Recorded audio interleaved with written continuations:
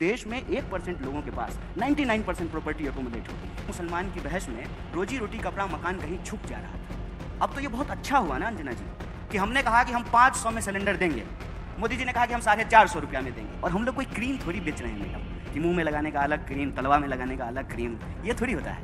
एक राजनीतिक विचारधारा है वो, और वो राजनीतिक विचारधारा जिसको आपने कहा हिंदुइज्म, जो इस देश का सांस्कृतिक इतिहास है, जो आध्यात्मिक परंपरा है, उसको हमेशा से मानती है।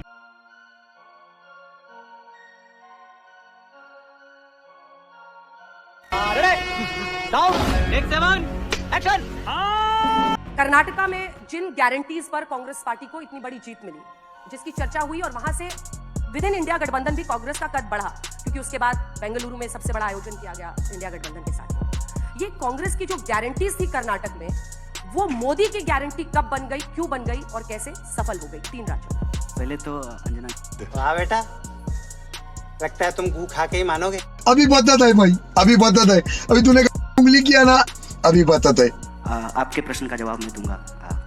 सबसे पहली बात तो ये कि आप बार बार ये कह रहे हैं कि हमने कांग्रेस पार्टी के 3 नेताओं को बुलाया है। तो अब 3 बुलाएं, 6 बुलाएं, 60 बुलाएं, लेकिन अगर हम एक पार्टी के नेता हैं तो हम सबसे एक ही सवाल पूछा जाएगा। ऐसा तो होगा नहीं कि पवन जी से अलग सवाल पूछा जाएगा, हमसे अलग सवाल पूछा जाएगा, और हमारा जवाब भी एक ही होगा अगर हम एक पार्टी के हैं। और दूसरी बात, आपने कहा कि मीडिया पे दोष मत मढ़िए, बिल्कुल ठीक बात है। आज तक तो हम लोग यही पढ़े थे कि मीडिया लोकतंत्र का चौथा स्तंभ है, और मीडिया अक्सर विपक्ष के साथ होता है, उसको सवाल जो है वो सत्ता से पूछता है।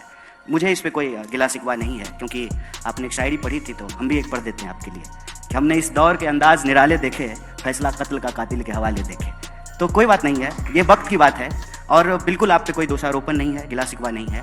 और आपने कहा कि कांग्रेस पार्टी हार गए, आप बीच में ये भी कहा आपने कि राहुल गांधी हार गए।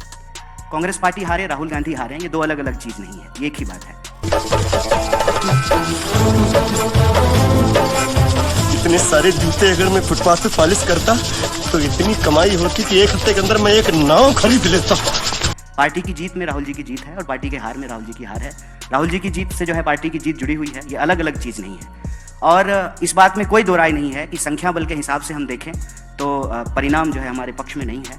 और आपने बिल्कुल सही आंकड़ा दिया है कि जो हिंदी पट्टी है उसके ज़्यादातर राज्यों में बीजेपी की सरकार है, बिल्कुल ठीक बात है, फैक्ट है। सवाल यह है कि इस देश में भारतीय राष्ट्रीय कांग्रेस एक पार्टी है जो कई सालों तक सत्ता में थी, सरकार में थी, उससे पहले जो है आज़ादी के आंदोलन में हिस्सा ली, देश को आज़ादी दिलाई, और अभी विपक्ष में है। ये एक स्वाभाविक प्रक्रिया है, जो खेलता है तो कोई हारता है, कोई जीतता है, इसमें कोई दुर्भावना वाली बात नहीं है। लेकिन मैं आपको इन सब चीज़ों के अलावा विशेष रूप से इस बात का धन्यवाद देना चाहता हूं कि आप गारंटी शब्द लेकर के आए। और जो प्रश्न आप हमारे दोनों वरिष्ठ नेताओं से पूछ रहे थे, और पवन जी को बोलने का हमसे ज़्यादा बिल्कुल हक है, क्योंकि वो हमारे मीडिया चेयरपर्सन हैं, मीडिया डिपार्टमेंट को हेड करते हैं, तो स्वाभाविक रूप से उनको ज़्यादा बोलना चाहिए। लेकिन हम आए हैं यहाँ पे इनके साथ इसलिए कि हमारे पास आज इस देश को देने के लिए एक अल्टरनेटिव है, एक मॉडल है। और आपने चाहे मतलब ट्रोल करने के लिए ही सही या आरोप लगाने के लिए सही, आपने एक बड़ी अच्छी शब्द का इस्तेमाल किया कि कांग्रेस पार्टी की गारंटी की वजह से कर्नाटका में हमको जीत मिली। तो वो जो गारंटी थी वो मोदी जी की गारंटी कैसे बन गई? और मेरा ये मानना है कि कांग्रेस पार्टी ने इस देश में एक टेम्पलेट सेट किया है। टेम्पलेट ये सेट किया है कि इस देश में सरकार और जनता के बीच में एक संबंध है। संबंध ये है कि जनता सरकार को टैक्स देती है, और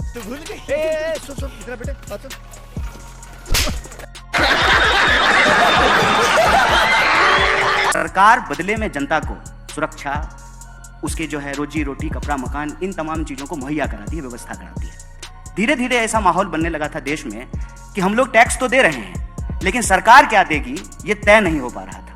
और मुझे बड़ी इस बात की खुशी है कि जीत किसी की हुई हो, मुख्यमंत्री कोई बना हो, लेकिन एक बात हम सबको मुक्त कंठ से स्वीकार करना चाहिए कि एक बार फिर से लोक कल्याण, वेलफेयरिज्म इस देश की राजनीति के केंद्र में आया है।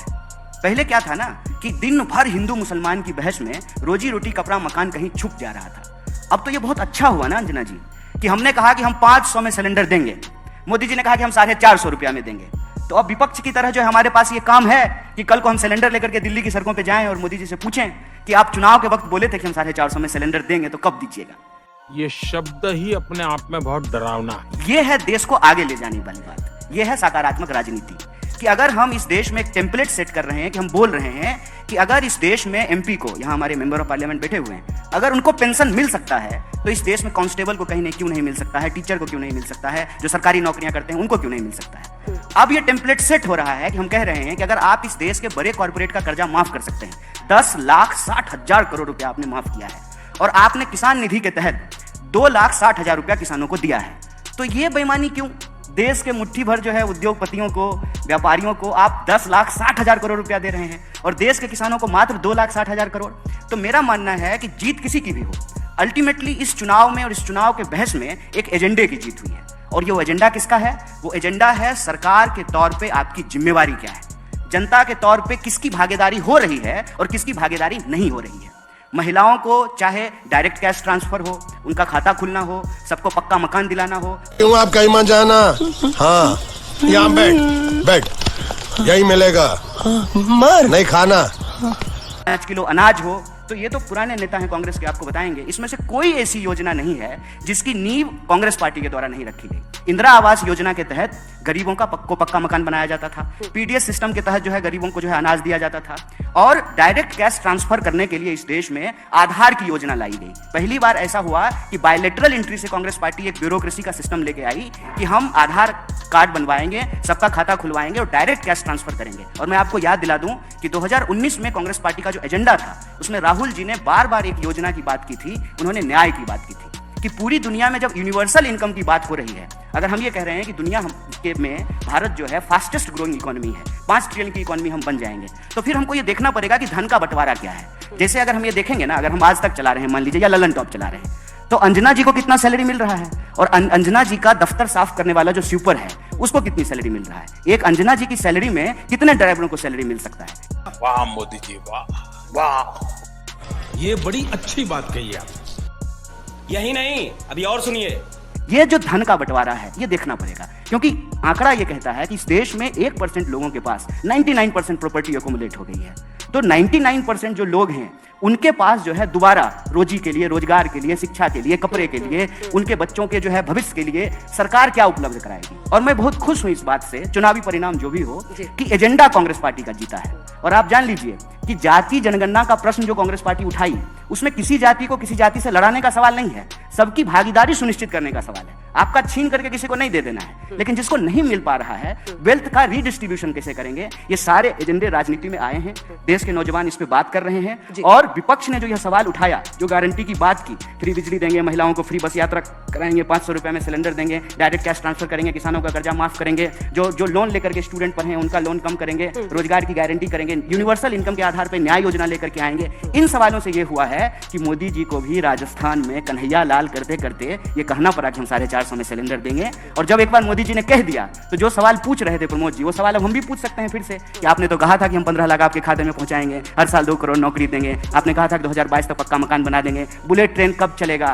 तो देश के लोगों का सवाल राजनीति के केंद्र में रहेगा। और हमारा मानना है कि इस परिणाम को ऐसे देखना चाहिए कि कांग्रेस पार्टी ने जो टेम्पलेट सेट किया है इस देश में वेलफेयरिज्म का, भागीदारी का, सबके न्याय का, उसकी जीत हुई है। लवड़े न भोजन खत्म, bye bye, tata, good bye, गया।